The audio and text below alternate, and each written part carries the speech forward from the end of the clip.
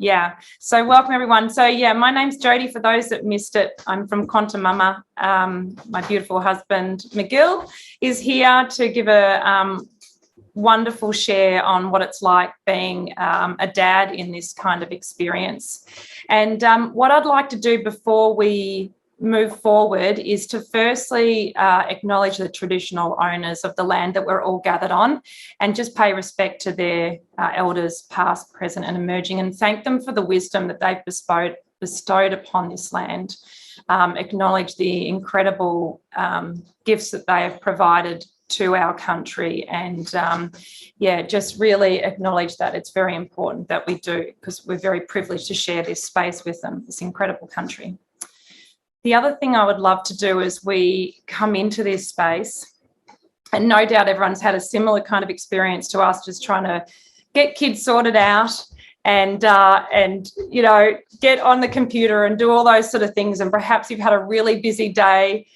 I'd like you just to come into this space now, and if you feel comfortable, close your eyes or allow your eyes to gently soften. And we're just going to take a couple of gentle breaths just to come right into this spot right now in the present moment. So just staying in a comfortable position, closing your eyes or allowing them just to gently focus.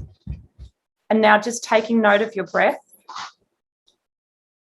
and taking notice of your body and how it feels sitting in that space, on that chair, or perhaps you're in a different position.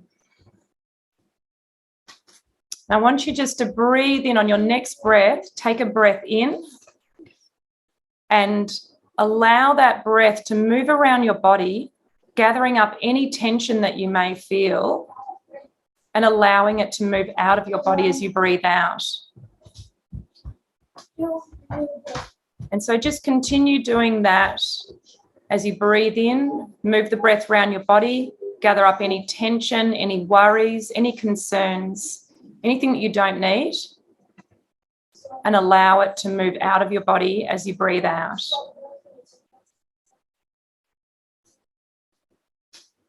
And just taking one more breath, sending it all the way around your body, noticing if there's anything more that you need to breathe out. And as you breathe out, allow your shoulders to relax, your jaw to soften, and your mind just to calm and quiet and be here right now. And when you're ready, you can open your eyes. Beautiful. Thank you for doing that for me. I think it's an amazing way to commence any of these sort of things. It really allows us to be present. So welcome again to those who have joined us a little bit later in the piece. My name is Jodie. This is my beautiful husband, McGill. We're from QuantiMama. We also have the amazing Kerry and Sarah from Homeschooling Australia, and we're delighted to offer this facilitated event for you tonight. What we'd like to do to start off tonight is just give a little bit of a backstory about where we've actually come from in our homeschooling experiences. And so I'd love to offer Kerry to start us off with just telling us about her experience of homeschooling and how she came to be here. Thanks, Kerry. Kerry, you're just on mute, my love. Classic every time I do it. Okay, so I'm 6 years into homeschooling, but I remember very well the fear and anxiety of when I started.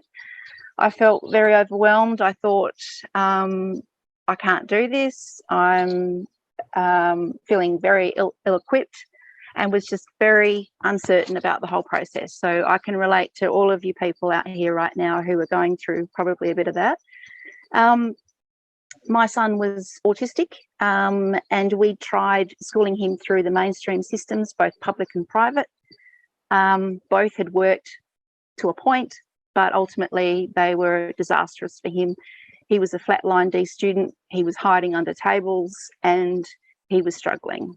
And we knew that we needed to do something else, but we were held in a state of inertia for a while about making that big leap, because it felt scary, like anything new always does. But what we didn't know was that there were a lot of resources out there, there were a lot of people out there to help support us through it all. And so it just seemed like a big challenge at the time. Retrospectively, I'm incredibly glad that we did it. My son has been exposed to travel, lifestyles, freedoms that we could never have imagined if he'd been stuck behind a desk in a classroom. He is absolutely flourishing academically and spiritually, emotionally, in every way. We're going through the teen years now, so we're seeing a whole different side of him.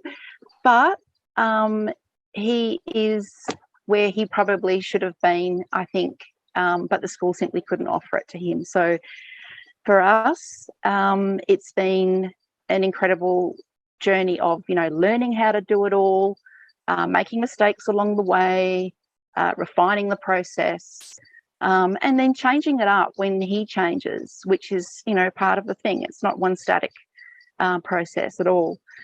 But you find out who your child is. You really get to know them at a very deep level. You get to know what they love to learn. You get to learn alongside them, which is incredible. You get to learn things that you're interested in all over again if you choose to do so. So I think if I can encourage everyone here into, thinking about, yes, you've been pushed to a point of making it, and we certainly were too. When we walked away from the schooling system, we were terrified because we thought we've lost all his friends, we've lost his whole trajectory. We thought he'd be in the same school from K to 12. We felt like we were losing everything at that point. There was a grieving process too as part of that. But I can assure you that once you find your feet, and you connect with your tribe, the people who you're going to find around you that will help support you, the resources that you need, and there's just thousands of them out there. The hard part's going to be choosing. So, and you are very capable of all of this. That's the other point I would make. And that's basically me in a nutshell. And I will hand it over back to Jodie again to let us know more. Thanks, Kerry. That's so great. Sarah, I'd love for you just to quickly share your story and where you've come from as well, please. Hi, everybody. So I'm actually was homeschooled myself from kindergarten all the way through high school. I went on to get a bachelor degree in history. I have since homeschooled my own children for 3 years. They did go to Montessori preschool to start with. And even though being homeschooled myself, when I actually faced the prospect of homeschooling my own children, it felt terrifying. The school looked beautiful and pretty, and they could offer all these things. But when it came to the time that my daughter was meant to start reception, I knew that she wasn't emotionally, developmentally ready to be there all day, every day. And I couldn't, she was going to half day preschool, and that was more than she could handle. And sending her every day, all day wasn't going to work. And I was in the principal's office crying, like, I can't send my kid. They couldn't do anything to give us less time or more time in preschool because they needed more kids to come in. And so I felt forced to homeschool, and it was always my plan pre having kids to homeschool because I loved my own experience being homeschooled. I feel that I was able to have so many more opportunities, especially in high school, so many more opportunities to follow my interests, to build life skills, or just being able to do things around the home, in the real world, to be able to speak to people of all different ages and from different walks of life. And I feel that I was able to get to know lots of incredible friends through the homeschooling community. So homeschooling has been a positive thing, and it's definitely been a positive thing in our family now. I am so grateful that I was forced to do it. My children have beautiful relationships with each other. It's given them a childhood.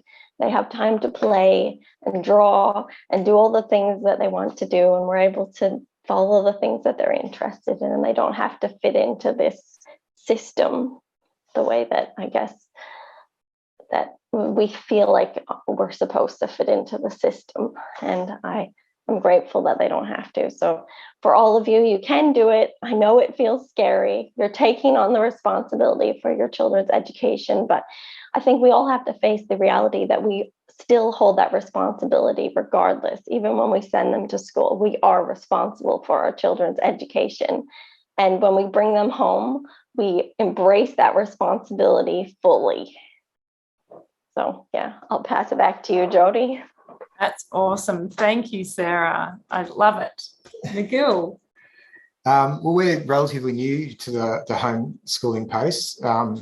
We're in Victoria, and I'm sure you've all been watching the mad world as it changes. And we've sort of felt no choice but to bring our children closer to us and take responsibility not only for their education, but their well-being is the way that we're sort of looking at it at the moment. So we have 4 kids, ranging from a teenager down to he'd be grade 1 this year if he was at school. So we had remote learning for 7 months of last year. We lost count. And it just did not work for our kids at all in any way, shape or form. We tried lots of different methods or ways of, let's just do an hour in the morning, let's do this, let's that. And it just didn't work. And it became a real push and shove thing. And when we actually let them go and follow what their hearts wanted or what lit them up, all of a sudden we started to get some real joy out of the learning space. And so through that, we then obviously put in applications, moved into homeschooling. We're still sort of deschooling a little bit. And we're slowly setting up our little program, but we've also been running sessions like this at our place to enlighten other people, because there's a lot of people who are unsure about homeschooling, unsure of their skills, fearful and hesitant, which are both valid things that have come up from both of you. And we're trying to just say to them, you know what, you can do this. They're your kids. And we're just trying to basically say to people, here's a way that you can do it.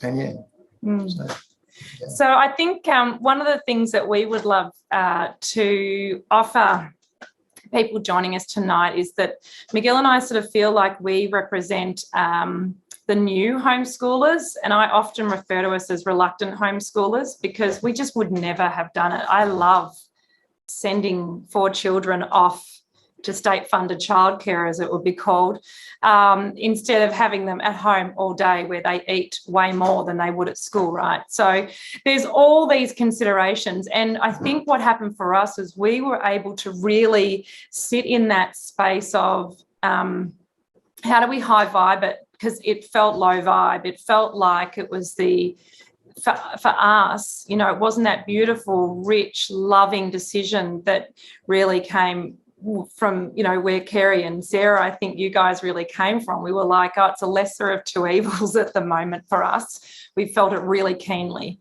So there's no doubt the last 2 years really formed our opinion.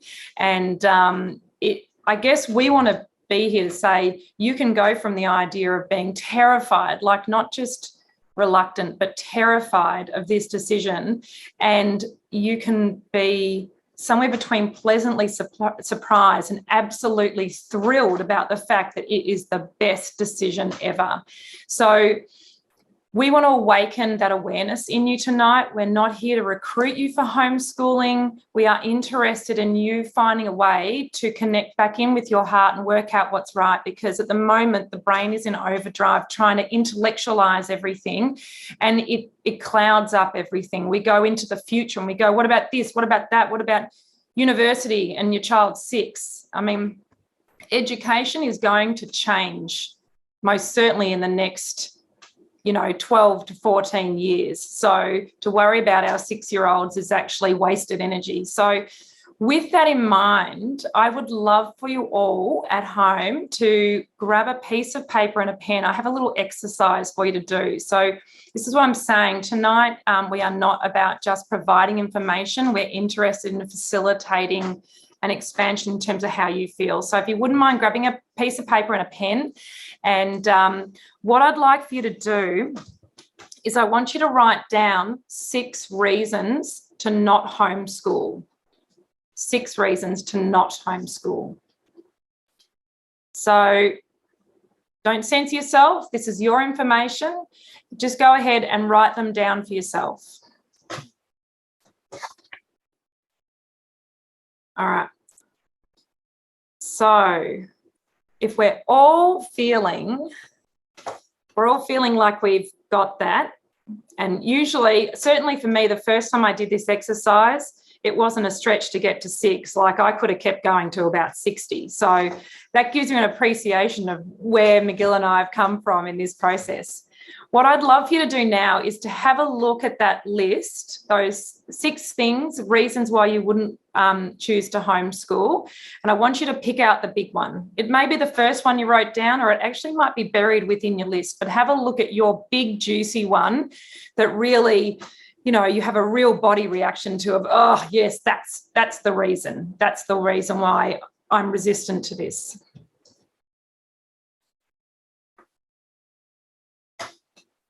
And once you've identified that, I would love it if you felt comfortable enough to share that in the chat.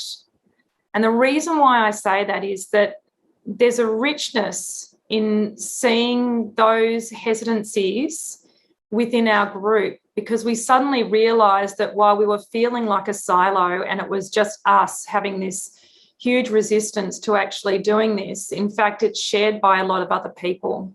And when we've done this exercise with a lot of other people, we've found that often the most prevailing reason to not homeschool is a loss of time, particularly for the stay-at-home parents who have been looking after their kids for the last X amount of years. And then suddenly they're going to get stripped of those 6 blissful hours every day. And have their children around. So that can be a big one. Another one that tends to come up is socialisation for the children. And so there'll be things that we'll talk to. So we'll have a bit of a look through. I'm loving the fact that people are actually sharing in the chat. So let me just have a look at this as we go through. Thank you so much to the people who have actually shared within this space here. Okay, so we have a question from Mike, and we'll get to that later on. So, yeah, if you wouldn't mind, just bear with us, and we'll definitely try and get to that question about being compulsory to send kids to school.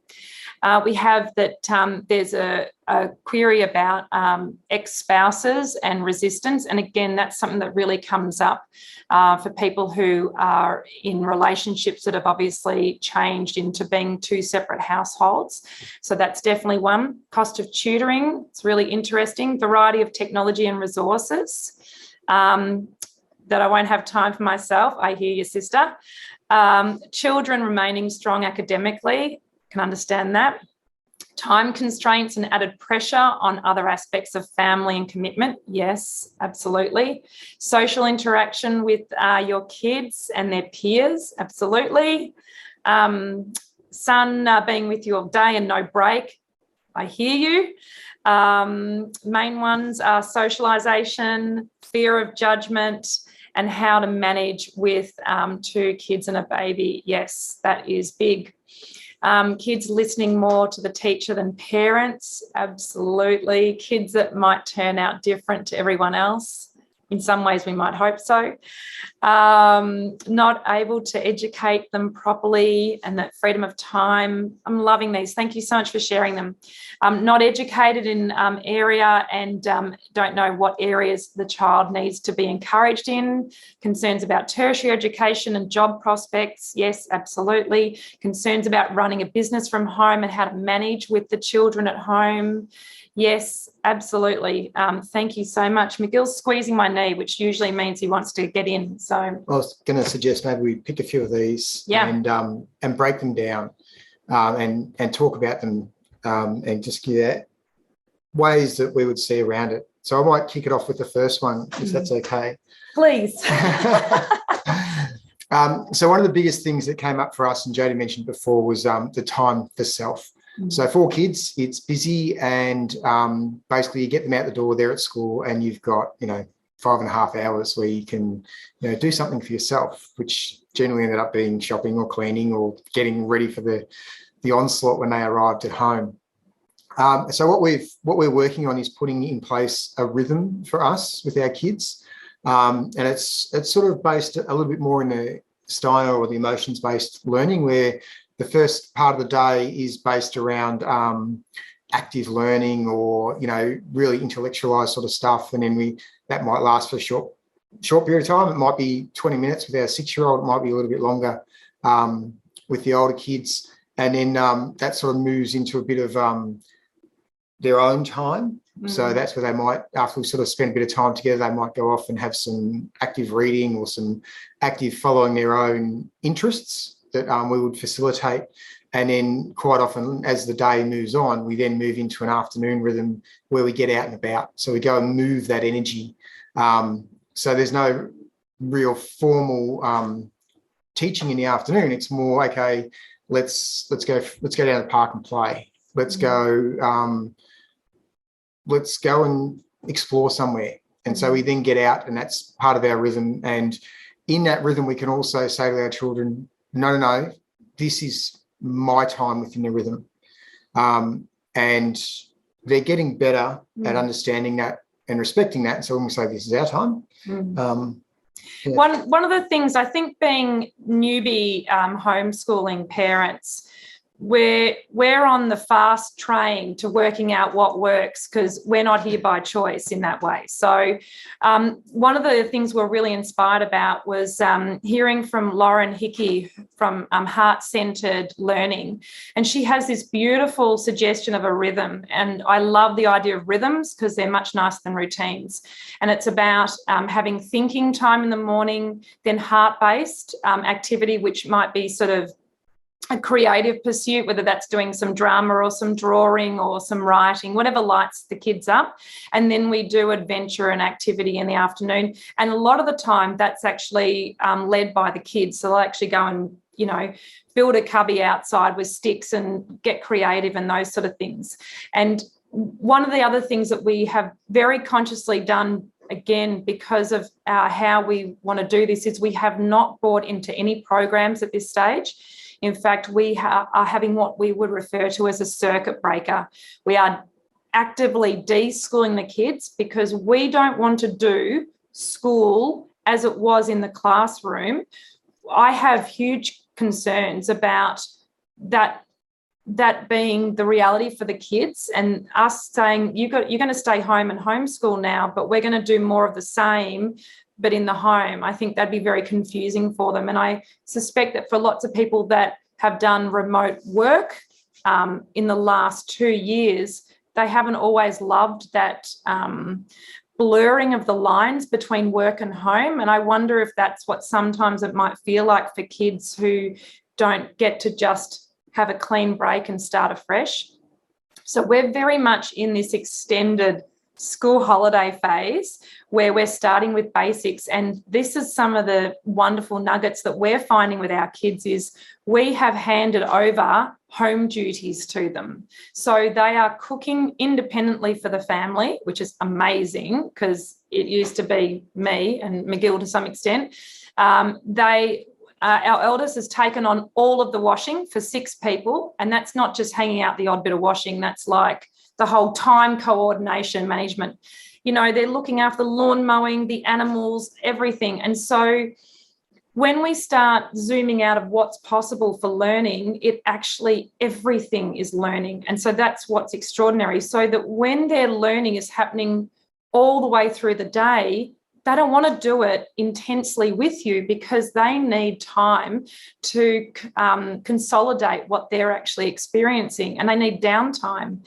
And what happens quite naturally is we can then say, you do you go have some downtime, do whatever you want to do, read a book, listen to an audio book. We don't do a lot of screens intentionally, so they don't have that as a crutch, but they will go, and we won't see them for like 3 hours sometimes until someone's had a blue with someone else. There's always a little bit of argy-bargy, but that's what happens with 4 kids. But for the most part, that time is facilitated quite organically. And that's been our experience so far within this household. I understand, obviously, for other people, they have a different number of kids and they have different housing configurations. And so I'm curious to hear from Kerry and Sarah if you guys have particular strategic ways that you've actually facilitated time for yourselves. Yeah. Sarah's saying something. Yeah, I can speak to that. My kids, I think, like you said, it sort of starts to happen naturally. My kids will just, they'll find spaces where they'll just be sitting and reading. They get up in the morning and all three of them, even my 3-year-old, will just be sitting there quietly looking at books. And, and then they go outside and they play, and they'll play outside for hours. And I can be inside doing whatever I need to be doing, and they're perfectly happy. So I think sometimes we imagine, I have friends who during the school holidays are always like, I cannot wait until school holidays are over.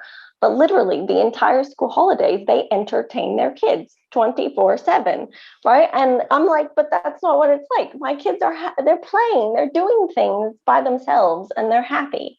And I think that sometimes we think that homeschooling will be entertaining our kids, and it's not. They learn to settle into that rhythm, like you said. Yeah, that's so right. And that's definitely our experience too, is you see that it's a bit like remote learning equating with homeschooling. They're just totally different products. And that's something that I've felt very vocal about is, the fact that it's not your barometer for what homeschooling is like, and school holidays is not what it's about either, because you pull back from all that entertaining. And, when our kids say, I'm bored, I'm like, great. That's where creativity lives. Go be bored somewhere. So, yeah, there's real opportunity to allow them to find their passion, however that is, rather than solve it for them. So, yeah, it's beautiful. Thank you, Sarah. That's great. Kerry, did you have something you wanted to share? I'm sure there's an amazing amount of wisdom in that head of yours. Oh, let me just have a look. Yeah, I think one of the things that I've discovered about the whole process is that children are just natural self-learners. Like, we have this idea that they're empty vessels and we've got to kind of fill them up, right? But nothing could be further from the truth. I think, kids are very curious. They have a natural tenacity about, wanting to try things, poke things, lift things up to see what's underneath. That holds them in all amazing good stead for all of these experiences. My boy now, he's 14, so he's very much a sort of a self-learner. And I wonder how much of that is just natural in him and how much of that has been facilitated by homeschooling. But I remember when we had our first moderator visit, and she said to me, what are you covering? What are you doing? And I said, we're doing this, and this. But I said, to be honest, when his free time, he's still researching stuff. He's still learning things. He's following his interests. So whether I give him something formal to do or not, it doesn't put the brakes on him learning. So the other thing about homeschooling is that I think people learn over time that it doesn't, saying it's 24/7 sounds overwhelming given what we've just talked about. But for the kids, the learning doesn't just happen between set hours, which is how we imagine it. We've got to kind of unpack that thinking ourselves from schooling, that it happens between 9 and 3. So, yeah, I think it's much richer than we kind of imagined when we first set out. That's all I wanted to say. Thanks, Jodie. That's so right. And, that point about school hours is so right. One thing I've noticed, and I think that perhaps anyone here that did remote learning may have had a similar experience if they observed the kids, if they would have seen the inefficiencies within that learning product, right? So remote learning, I think we can probably mostly agree that for most kids it was not a great fit, wasn't really fit for purpose. So understanding those inefficiencies and then seeing what can happen at homeschooling, we're blessed to live near the ocean, and we go for a lovely cold water dip in the mornings. And the kids, they used to be my time, and then it was mine and McGill's time, like a mini date. And then the kids have discovered it's amazing. So they're now joining us at 6 o'clock in the morning in the ocean. Now, apart from the fact that they're totally invading our space, taking over. it's awesome because our learning starts then. We're now doing swimming lessons organically in the ocean. They're learning about rips. They're learning to body surf. They'll move to surfing. And so now technically our learning day has started so much earlier that then they can have these beautiful, relaxing days afterwards because we've already done a whole lot of schooling within the start. And the other thing that we realised was you don't have to do a bit of math, a bit of, English and literacy and a bit of art and a bit of science all in one day. Kids will follow their passion and they will just immerse themselves in these particular subject matters, and they'll do it, look, a week's worth within a day because they're just loving what they're doing.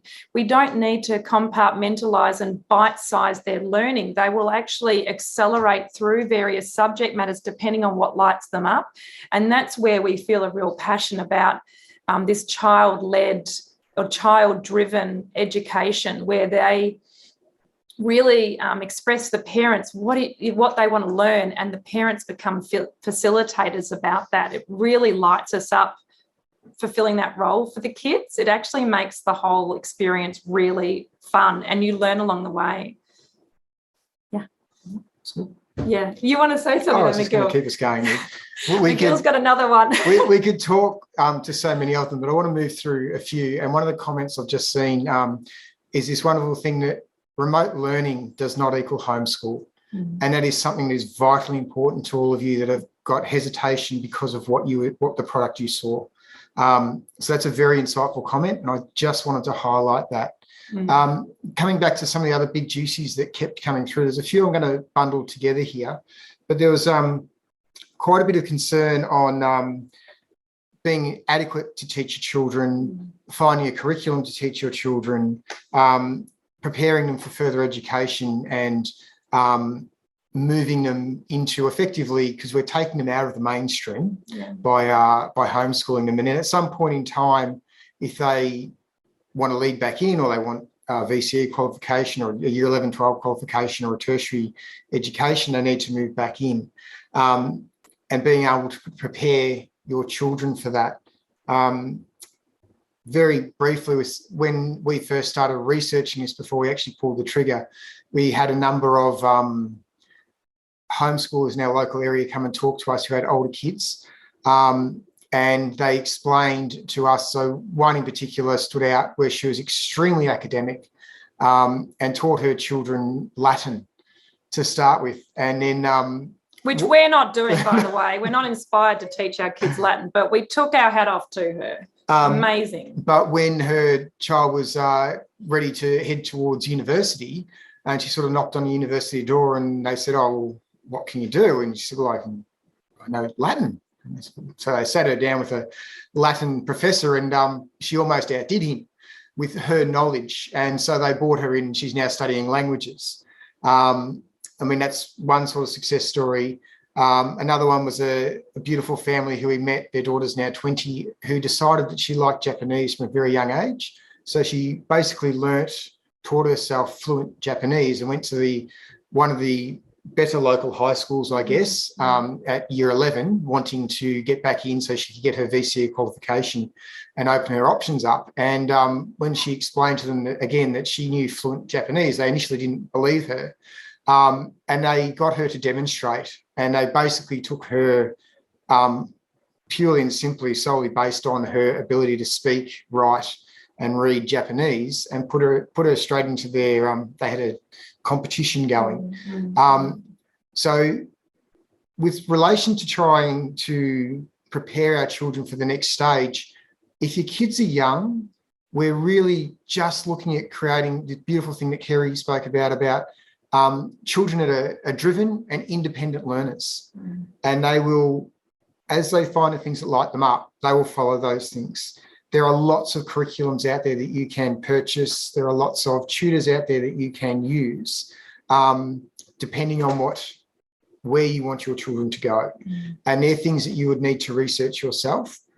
But initially, especially as they're younger or first moving into this, them finding their own way and turning around to you and going, Mum and Dad, I absolutely love everything about horses, and let them go.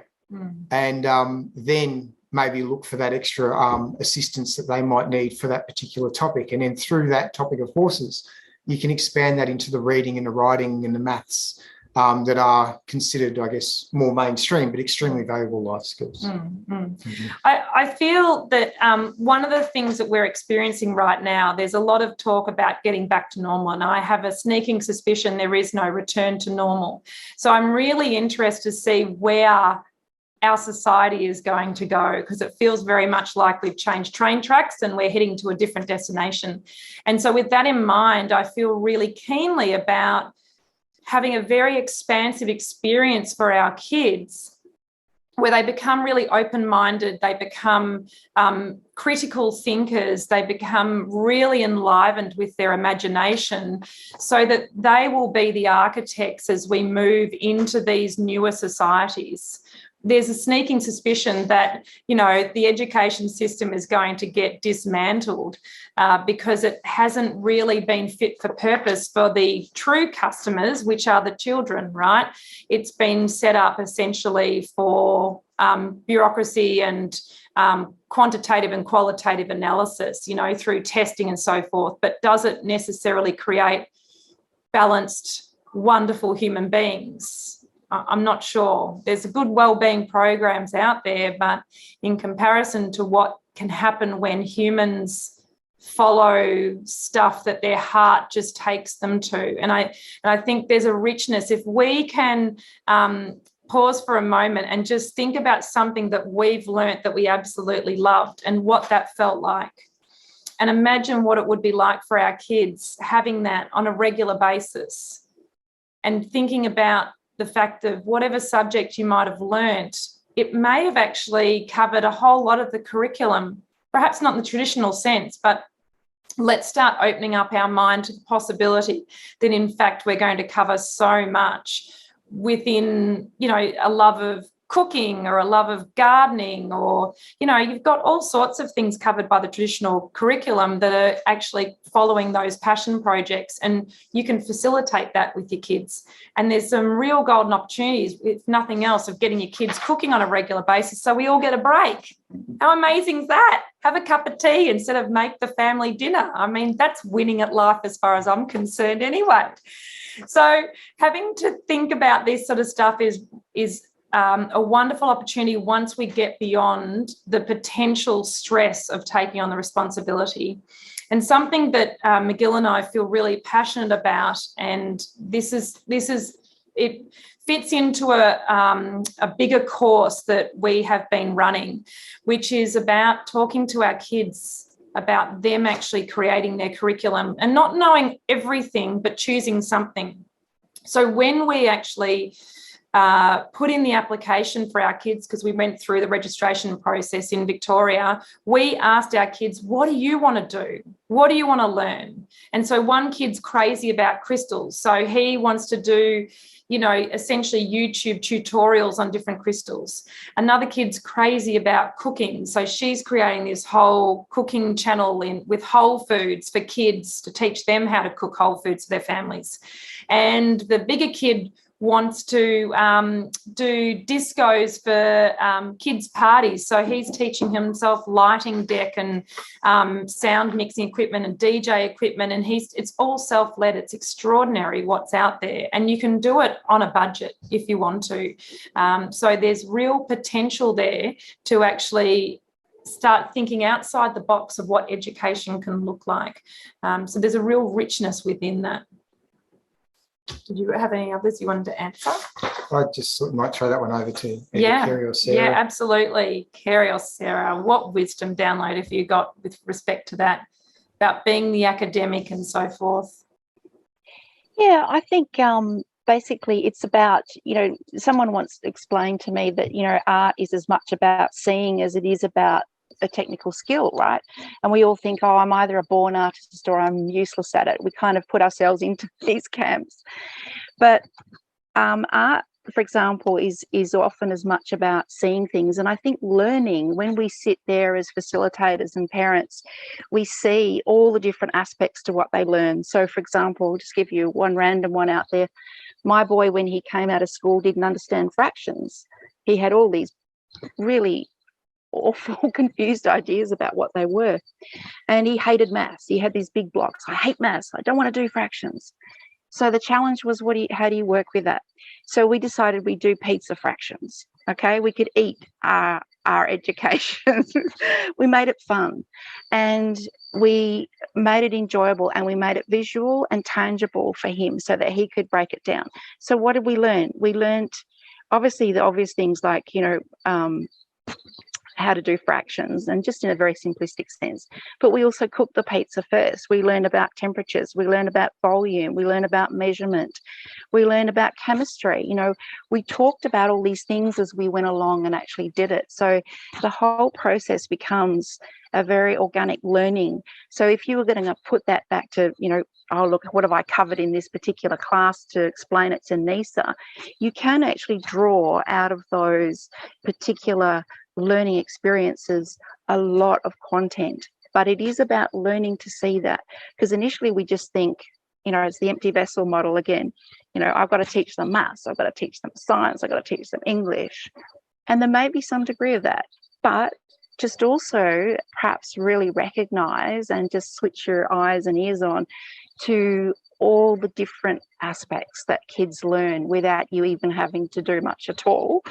And also document, just jot it down on your phone, take photos of the excursions, the events you go on, reflect back on it and go, okay, at that beach swim that you were talking about, yeah, we learnt, survival skills, we learnt swimming, we had these discussions. So much learning comes out of just discussions, right? So it doesn't have to be formal. And when you can stop thinking of it as having to be, I think you're freed up to really notice what the discrete learning aspects are, and then it's easy for you to document that and say, okay, so this is what we've covered, and do it as you go. That way you're not, one night before a moderator visit, if you happen to have one, going, oh my gosh, I've got to put a year's worth of learning into some sort of sensible document for this person. Do it as you go. It becomes easy. Some people just have Facebook pages where they document what they've done each day. Doesn't have to be a big deal. Yeah. Thanks, Jodie. That's brilliant advice. And I think that thing of allowing for that folio build up over time is a really wonderful way. And also thinking exactly as you say, obviously there's an option of Facebook. If they're creating YouTube content, then that becomes your folio. There's many ways to demonstrate this stuff. And when we, there was a question there about meeting the requirements for high school. The Australian curriculum, when you actually start reading through the Australian curriculum, there's a bunch of requirements in there, but the way you can meet that is quite expansive. So what we need to do as parents is take those documents and try and read between the lines, because it's certainly, they read like policymakers. So taking some time just to work out exactly what it is they want kids to have actually reached by that certain level, and understanding that when we move into homeschooling, to my mind, it doesn't have to be ticked off by the end of that year. So if your child is loving learning in one particular way, like say math is their superpower and they just love anything related to math, then the English stuff will come. I don't know how that works for people who are actually having home visits and so forth. It's a different setup in Victoria. I would probably say it's very hands-off from that point of view, and the VRQA are very supportive of the homeschooling community. It's well supported with resources and so forth as well. So finding out what happens in your state's really important, so that you have a preparedness about that. But ultimately, this is a choice, and so there's a richness within that choice. You just find out what you got to do, and then you make sure that those needs are actually met. Yeah. Sarah, would you like to add anything to this discussion right now? I think the only thing that I like to add would be, I guess, around the reviews. We have home visits in South Australia, and when you read all the government documentation, you can get the idea, because it says, you need to follow the Australian national curriculum, that they're going to come to your house with like a check sheet and make sure that your child, did each of those things according to the curriculum. It's not like that at all, like not even close. Basically they come and they say, I can tell that your child is learning, right? And it's like, what did you do in language this year? And they also understand that every child is at a different level. I mean, every child in your child's classroom at school is not at the same level. They're not at the same point in the curriculum, even if they pretend that they are. They're not. And so when they come to your home, they also understand that.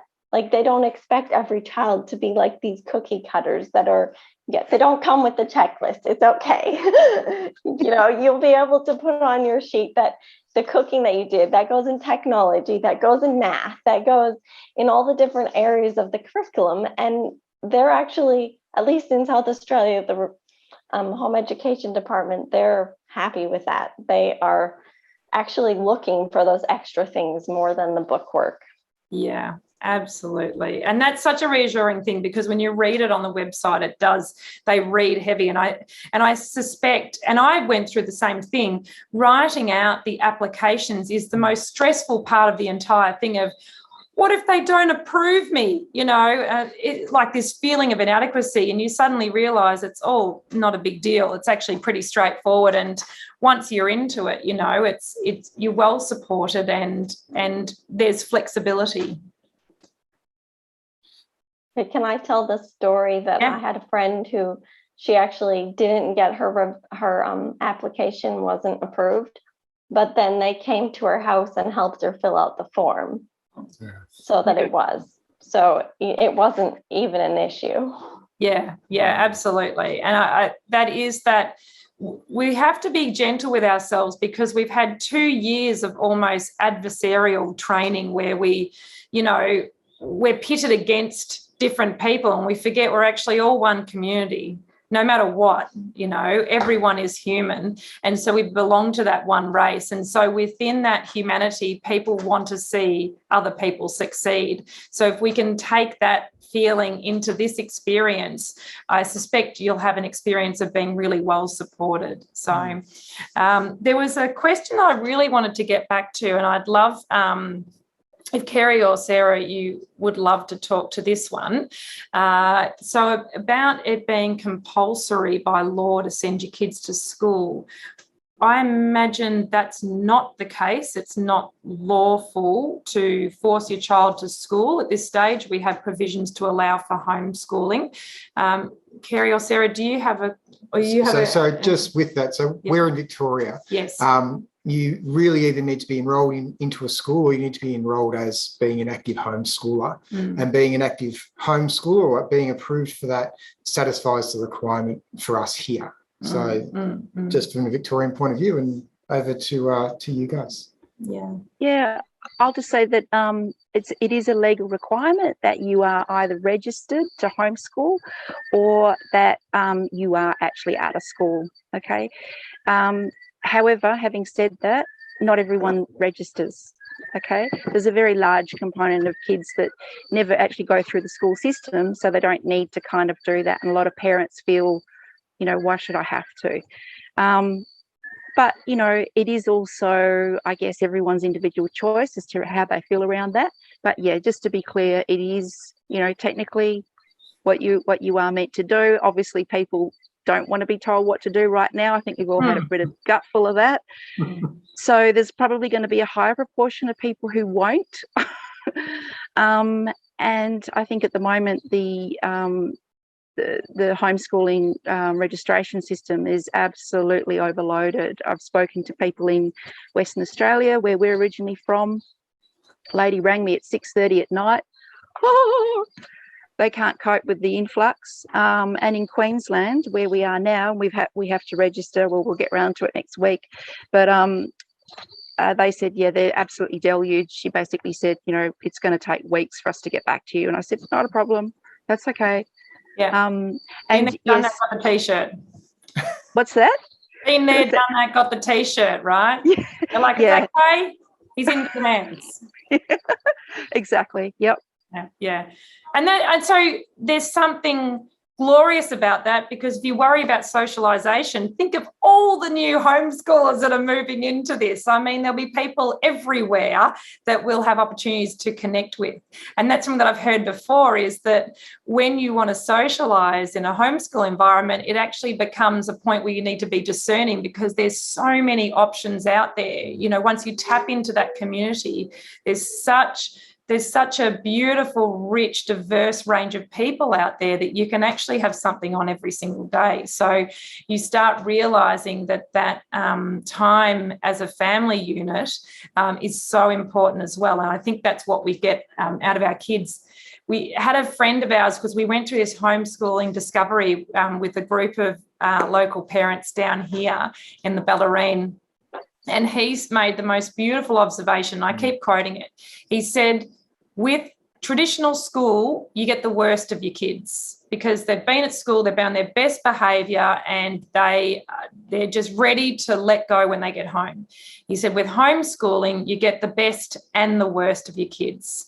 And it's the richness of the best of your kids that will be the lasting memories for the family. And we keep living that experience. And that's why I'm so grateful for the last 2 years of craziness that it pushed us to this place of actually making a decision. And so with that in mind, I have another quick exercise that I want to do for you, because I'm also mindful that your time is precious. So if you wouldn't mind grabbing your pen and paper out again. And for this exercise, I would love for you to write down 10 skills that you would be happy to teach someone, another human being. So 10 skills. It's intentionally 10, because I want you to stretch yourself. Go beyond your day and what you do and perhaps what you get paid for or acknowledged for, and think about stuff that you love, that you would love to pass on to other people.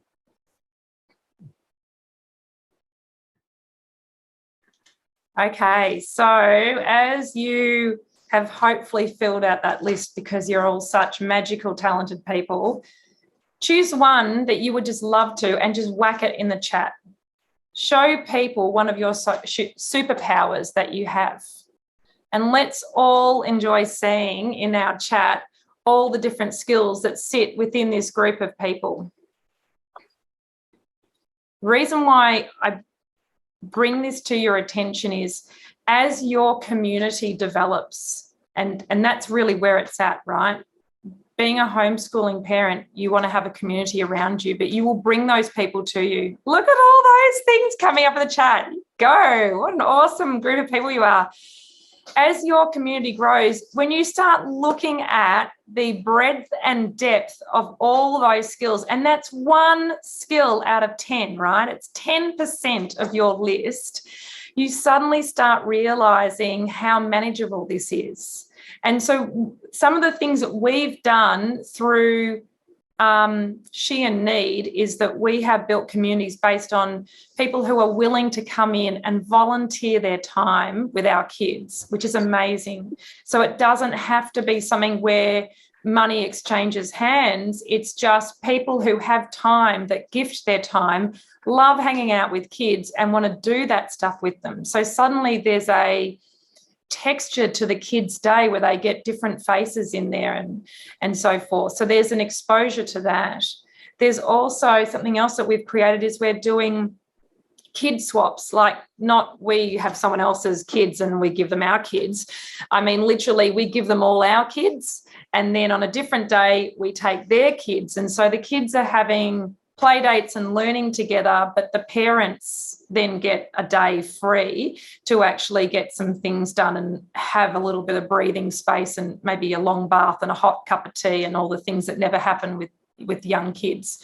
So start looking at that amazing list that's there and this wisdom that's coming through, and start seeing the potential and the possibility that when you remove time constraints from your learning day, when you remove commuting and harassing children to brush their teeth at a certain time and everything else, when you remove the responsibility of being the all-knowing Oz teacher for your children and in fact become the facilitator for your children and perhaps the mentor for these amazing 10 skills that you've got, you suddenly start opening up what this experience can do. And that's been our experience. We are on like the bullet train of learning, because we just didn't bother with the other stuff. We just went straight to, okay, what's going to light us up and what's going to light our children up? And that's been our experience for the last 6 months. So feeling into that and what that would look like for you guys. Again, I'm really conscious of time. So what I really want to invite you to do is to keep this conversation going, whether that's in the various forums that you're on. Obviously, we have the amazing forums that that Kerry and Sarah also really help facilitate in Homeschooling Australia on Telegram. Homeschooling, and Marika is here too. So there's some mentors in there that will assist you with that stuff. Homeschooling Australia has bear with me. Homeschooling Australia has the most amazing website where there are resources and teachers. The thing about homeschooling parents is they want to help each other as well. So you are held in this community, even if it's literally to have a scream fest vent on your social network of choice. These people will hear you and understand you. And that's this richness that we're experiencing. If you have resonated with some of the things that we've done tonight, McGill and I have created a course that is all about creating mindset shifts for parents so that you can go into this space feeling really open. And we are running that on Zoom Live in about 3 weeks' time, and it goes over 3 weeks. So if that resonates with you, then you can check out QuantiMama. Do check out Homeschooling Australia. It's just an amazing spot. Do get into the conversation. Do keep talking to each other. Talk to your kids. This is the coolest thing ever. And if you think about what it was like going to school, did anyone ever go, okay, little Johnny, how are you going at school? Are you enjoying what you're learning? What would you like to write in the curriculum for this year? I mean, imagine if that was what school was like. Mine would have involved a lolly shop, I'm sure, instead of a canteen. But that's a whole other story and a whole other health issue. But, it's just such an amazing time to have this opportunity, whether you're here reluctantly like McGill and I, or here with, full body yeses like Sarah and Kerry showed up with. Sarah and Kerry, do you have anything else you would love to add? Kerry, you're on mute. I've done it again. Oh, yep. I've done it again. You're consistent. I'm a serial offender, yeah. No, I think you've done an amazing job, actually, of just kind of, situating it for everyone and answering all those big, scary questions at some level, and at least giving people the confidence to see that they do have all these skills. I loved seeing that come through in the chat. Made me think, oh, wow, there are things that I do and know and could probably share. I love the idea of, co-ops are starting to happen as well now. And they are extremely successful when parents get into it and enjoy it. There's so many different ways of doing it. That's part of the fun, is exploring what works for you. But yeah, no, that's all I want to say. And yeah, over to you guys. Thank you, Kerry. Sarah, did you want to add something else? Not really too much. I guess the main thing is, I know it feels scary. I know it feels like there's no way that I can teach my child all the things that they need to learn. But really, what you need to teach them is you need to teach them to love learning. And if you can teach them to love learning, they will never stop learning. They will want to learn for the rest of their lives. They will seek out learning, and they will chase it and do it for the rest of their lives. And that's what you want to give them. And that's what homeschooling is about. And this is, your opportunity to build relationships with your children and to help them to love to learn. I love that. Loving to learn. How beautiful. So, yes, I can see another question there. How do you balance work? That's something that we absolutely explore in our 3-week course, because we want to get deeper about how to create that balance within the family unit. Homeschooling should not be something that breaks everyone and creates drinking problems all around, because 6-year-olds really shouldn't drink. So quite apart from that, it really should be something that enriches the family experience and deepens, all those bonds of affection, which is so important. So yes, keep talking to people. Your village is out there. And if nothing else, start with Telegram. There's a lot of amazing humans on Telegram. One of the great things we have with Homeschooling Australia is local groups. So, local-ish, as in like you get Melbourne, or you get, our area down in Geelong Way as well. But do start with that, because you have the spaciousness of time. There's an ability then to, make those connections and create ways to do this in a new way. So this is a springboard for you, so that we're not here to solve all of your problems in that sense. We don't want to provide that solution, because your homeschooling experience is going to look different to ours. But we do want to offer you some reassurance that you can make this work in a way that will light you up and will light your children up. So with that in mind, thank you so much for being present tonight. It's been an absolute delight being here. You can see that McGill and I just love this stuff. So we feel really privileged to have people's attention for, this hour of time when it's normally wind down time, and we're all just trying to switch off from the day. So thank you so much for being present. Definitely. It's great to share. And, as we move into this space and hopefully become nice and wise with like Kerry and Sarah with their beautiful experience. I think there was a beautiful comment from you, Kerry, that said it takes a village to raise a child, and it certainly does. We created our own village with 4 of them, but we still need a lot of outside help. And Sarah, listening to how beautifully you put it, of teaching a love of learning. Having children that turn into young adults, that turn into adults, that turn into parents that are always curious and always having a go and throwing themselves in. Success is the only thing that they're ever going to experience, because they're in it, and they're in it for everything they can get. And that would be such an amazing gift. If we can give that to our 4 kids, I'd be so happy. We haven't won at teaching them bedtime rhythms, so perhaps that's tomorrow's lesson. Cute stuff. All right, with that in mind, we'll say good night. Enjoy beautiful rest tonight, and thank you so much again for joining us. Good night, everyone. Thank you. Good night.